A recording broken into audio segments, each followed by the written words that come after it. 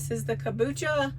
This is good for you to drink. My daughter got me into it because she was studying about things to help your gut flora.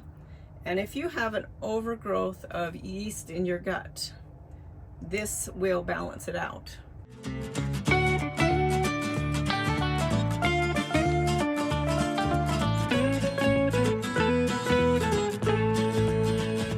Hi, I'm Ninette from Tigner Adventures, and this is kombucha.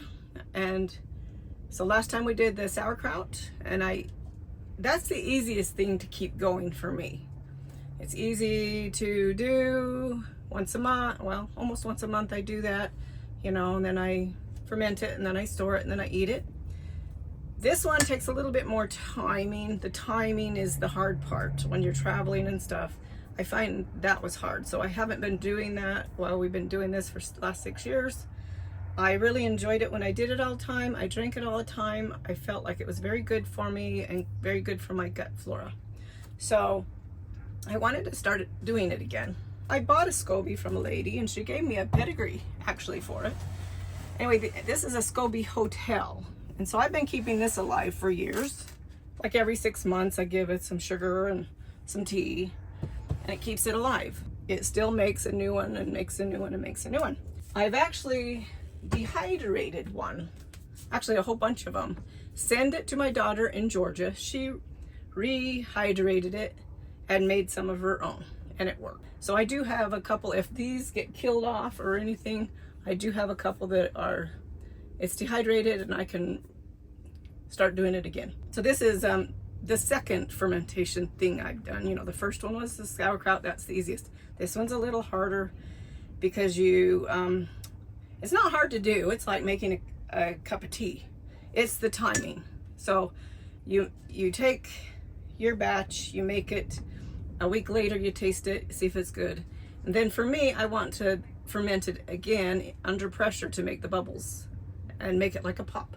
So it's a couple weeks, you know, and then you get your bottles, then you drink them, and then you get bottles the next week, and then bottles next week. So we're gonna make a batch. So you need 1/4 of the amount. If you're gonna do a quart, you need a cup. If you're gonna do a gallon, you need a quart. This is a little over a quart, but that will be okay. You don't want it really super sour, like super vinegary, that will curl your hair if you drink it. That gets a little too much. So water that down if it's too strong. I used to get a big pot and bring it to boil and put the tea and stuff in it and then wait all day for it to cool down. Don't do that.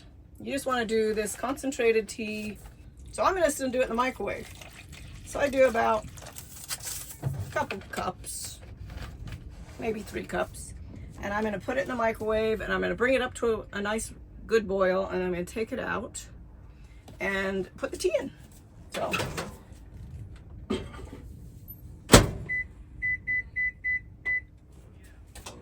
So I have 5 minutes.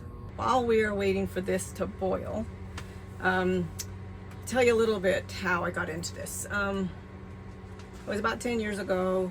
My daughter was really interested in it, my daughter Jeanette, and I'm gonna have another daughter, Janelle, and her husband wanted to go to the Maker Faire in San Francisco. So we all went to the Maker Faire. We learned how to do the sauerkraut, and we also saw the kombucha stuff there, and we got some like lids and stuff to quarts, you know, little quarts, they were fermenting lids. So we bought some of those, and I came home and I played and played. I mean, I must have done 20, 30 different teas. The only tea is really bad is anything with some spice, like clove, because clove kills bacteria, which actually killed the SCOBY in the little quart I was trying. So I was trying all these little ones to see what I liked. Earl Grey is very interesting taste. They say it's not good for kombucha because it has oils in it. But I did it, and it was not bad. I thought it was really good. A lot of people do black tea. I think black tea has a lot of tannins in it, and it makes it strong, kind of, I don't know, bitter. And it also has caffeine. So does green tea, has caffeine, but it's a little less. My favorite that I have decided I really like is pomegranate green tea. So for a gallon. If you want to just keep it going with the tea, 2 tea bags is fine of any kind of tea other than spice. Don't get spice. If you want it a little bit stronger, you know, a nice taste, better taste, 4 is good. I'm gonna do 3. So I just like the way this looks. I like the way it tastes. A lot of times I don't even have to add anything to it to enjoy it. So this is kind of my favorite. You'll probably find different ones that you like. We need to let this steep for probably 20 to 30 minutes. Going back to, that's how we started.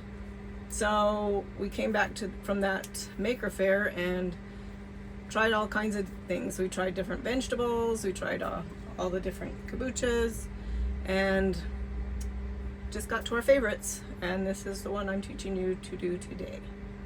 Because I'm not a professional, I forgot to put the sugar in, but I went back and put the sugar in. So put your tea bags in, put your cup of sugar in, so the hot boiling water will dissolve the sugar. Sorry about that. Anyway, it's been a half an hour. It's seeped. It's cooled down. The sugar's all dissolved. And I just grab all the things, the tea bags, and I squeeze them. Because I want to get all the flavor I want out there. Okay. It's pretty cool. I mean, it's been a half an hour, but you never want to put hot tea with your SCOBY. It will kill it. So I usually cool it down. So our concentrated tea and sugar. Pour the water in there till it's cool. Then you pour it back into your gallon. It's just like making a great big cup of tea. That's it. So there's your concentrate. And I use filtered water. And you fill it up to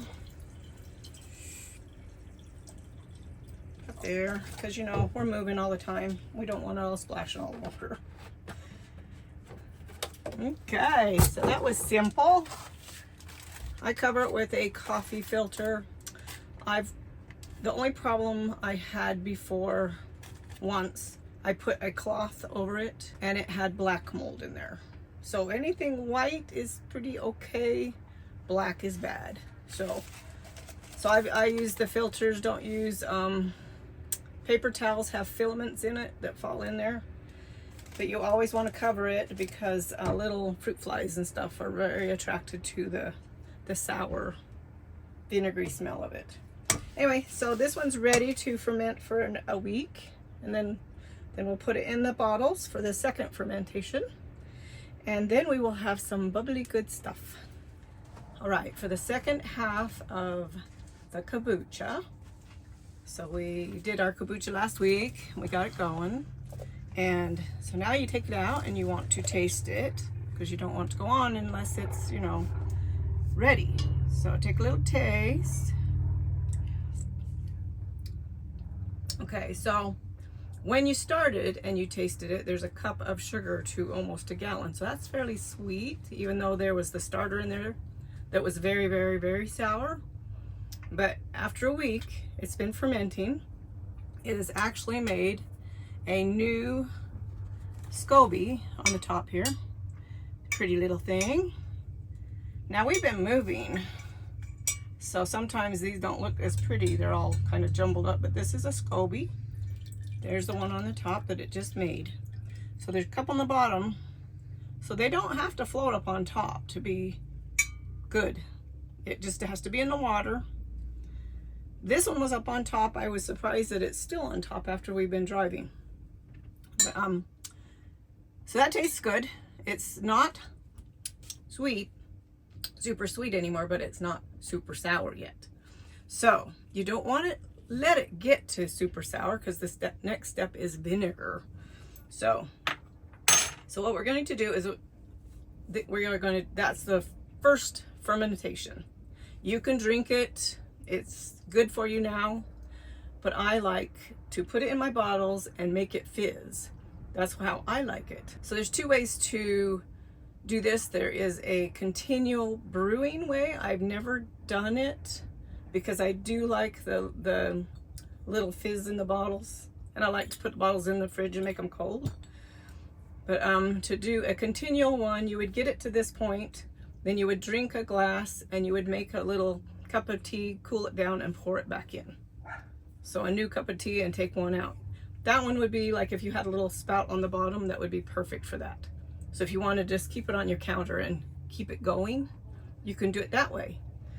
So the way I do it, I like to make it, let it ferment for a week. And now we are on our second. And so we are going to fill our bottles. Sometimes this is a little hard because there goes the SCOBY and it will splash. So hopefully I won't make a totally mess because I usually do this in the sink. So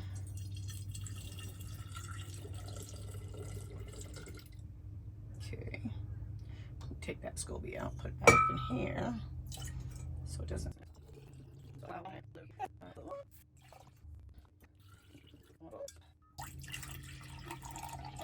SCOBY's a slippery little guy. He just likes to get in the action. You could name your little SCOBY, but it makes a new SCOBY every time. And so you can share with your friends.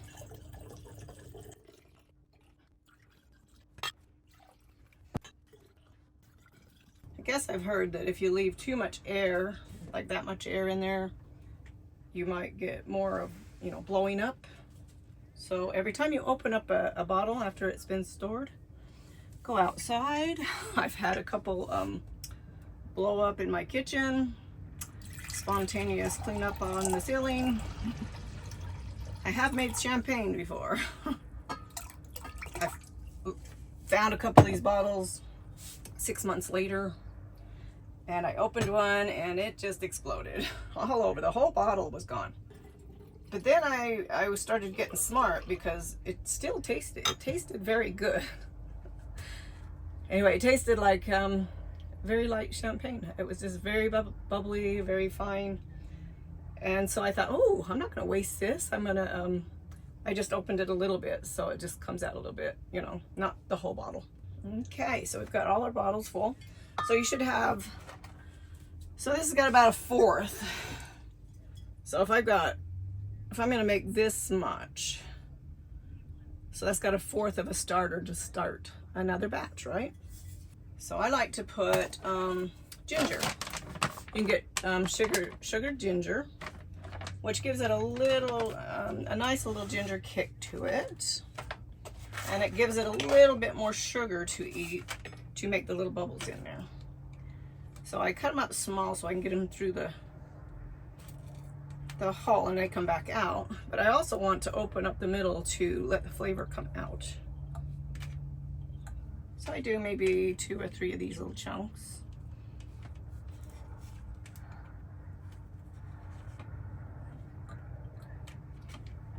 So I'm gonna do 2 bottles of the ginger this time. And I put up these cherries last year, and that cherry juice would be really good. I had some peach juice once and that was really, really good. So any kind of little bit of flavoring you want to put in it, you can try. It gives it a little bit of sugar to keep going. So this should have little bubbles in another week. And you'll say, oh my gosh, took you 2 weeks to make 4 bottles. Well, it did. I haven't made this for a lot of years because it is kind of time consuming. I used to make it in a 5-gallon bucket and make like 7 or 8 bottles at a time. I enjoyed it. So I'm gonna try to get some of this cherry juice out. Ooh.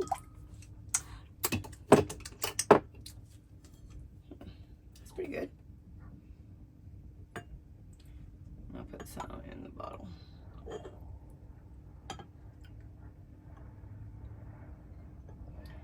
Sometimes I'd put the cherries in with it, but they'd get stuck in there. So anyway, just we're gonna push these down. So these are releasable bottles or whatever. So when they can explode, instead of the glass exploding, it just explodes. So it's not gonna be a bomb. Anyway, so you can get these online.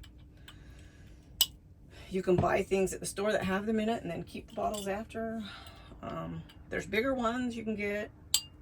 So if you want to just have like a quart and keep it in the fridge and just have a quart, you know, have a little bit off the quart every once in a while.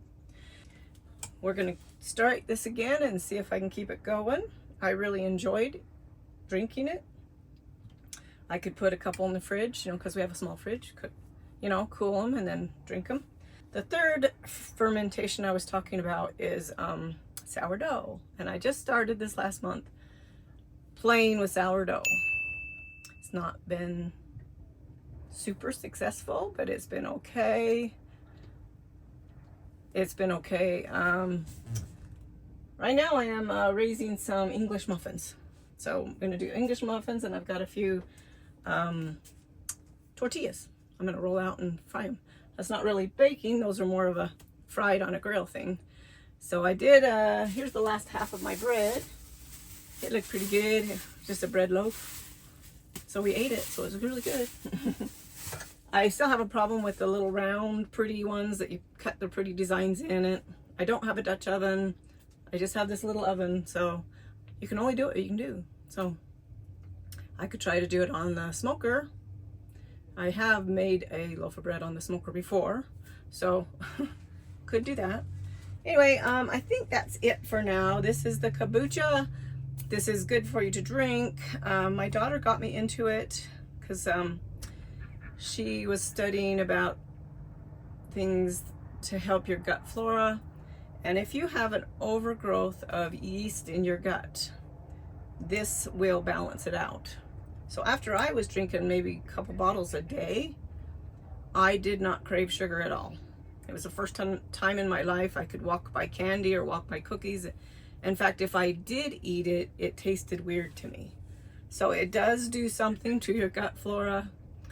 It was good, but just keeping up these things all the time sometimes gets a little hard, especially while we're traveling. It's hard. We'll be traveling for 7 months, so we'll see how if I can keep up all of them. I know I'll keep up the sauerkraut because we've been doing that for years. And I really believe in that. This is more of an enjoyment. I know it's good for me. I know it gives me different bacterias and stuff for my gut. And that's why I'm doing it again. So anyway, that's it for now. Hope you try it. If I'm ever close to you and you need a SCOBY, look me up and contact me. I've always got a SCOBY to share. I guess that's it. Goodbye for now. Bye.